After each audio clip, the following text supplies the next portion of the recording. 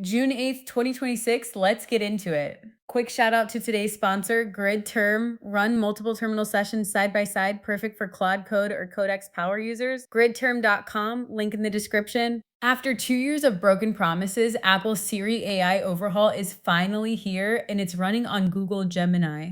At WWDC 2026, Tim Cook's last WWDC, by the way, Apple unveiled a fully rebuilt Siri with a conversational interface, on-screen awareness, and its own standalone app like ChatGPT. There's even a Write with Siri feature that mimics how you personally text specific people. The catch: Apple Foundation models were co-developed with Google using Gemini Tech. The most secretive company on earth just outsourced its brain. And Siri AI launches in beta later this year, not in the EU or China, which is corporate for the lawyers are still nervous. It gets better. At a quieter WWDC Tech Talk, Apple admitted Apple Foundation models actually run on NVIDIA chips inside Google's cloud. Let that sit for a second. The most vertically integrated company on earth now needs NVIDIA, Google, and Intel just to answer, "Hey Siri, what's the weather?" Tim Cook spent 15 years building Apple Silicon and then handed the AI build to Jensen Huang. Jensen probably bought a new leather jacket on the spot. Speaking of Apple eating crow, Image Playground doesn't suck anymore. Apple finally added natural language editing, photorealistic generation, and the ability to mash up multiple people from your photos library.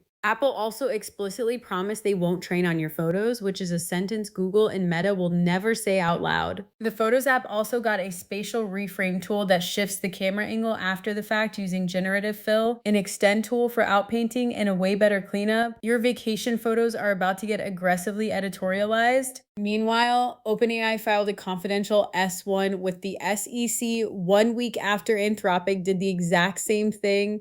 OpenAI was last valued at $852 billion, raised $122 billion in March, and is projecting to burn $85 billion in 2028, even after doubling sales. And here's the awkward part: Anthropic just touched a $1 trillion valuation on the Forge Global secondary market. That means Claude's parent company is now worth more than ChatGPT's parent company. Sam Altman has to be staring at a wall somewhere. Then Microsoft's AI chief Mustafa Suleyman went on Decoder and said superintelligence is just around the corner. And then absolutely cooked Anthropic. He called Anthropic's research into whether Claude might be conscious highly dangerous and said they wire-headed their own model.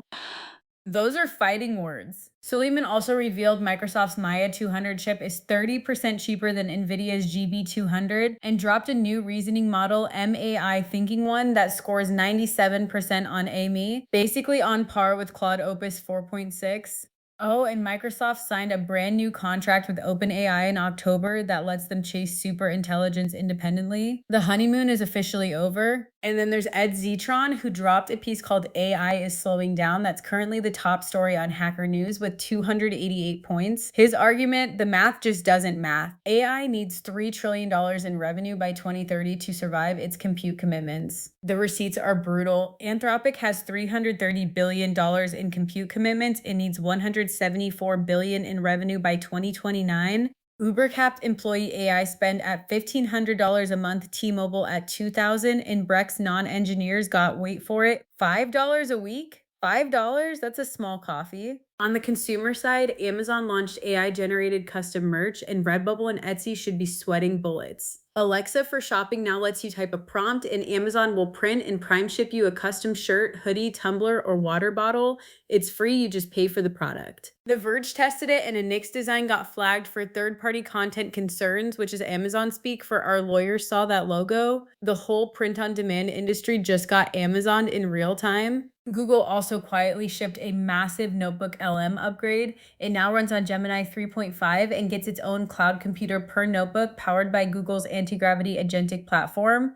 It can search the web inside chat and export PDFs, Excel sheets, PowerPoint decks, charts, and nano banana images. Basically, your study buddy from college just got a workstation and a stack of Adderall. Available to AI Ultra and Workspace customers right now. Anthropic also dropped some absurd numbers from Project Glasswing. In 1 month, about 50 partners using Claude Mythos Preview found over 10,000 high and critical vulnerabilities. Cloudflare alone found 2,000 bugs, 400 of them critical. Mozilla found 10 times more bugs in Firefox 150 than they did with Opus 4.6. And Claude Mythos found a certificate forging vulnerability in and Wolf SSL that got an actual CVE. Claude is officially better at red teaming than most red teamers. And finally, Anthropic taught Claude to be a chemist and it beat ChemDraw. They tested Opus 4.7 against ChemDraw and Mastronova on NMR spectrum prediction for 20 compounds. Opus 4.7 was the most accurate on hydrogen and tied Mastronova on carbon. It also solved all 8 simpler structure from spectrum problems, the kind of puzzles undergrad chemistry majors lose sleep over.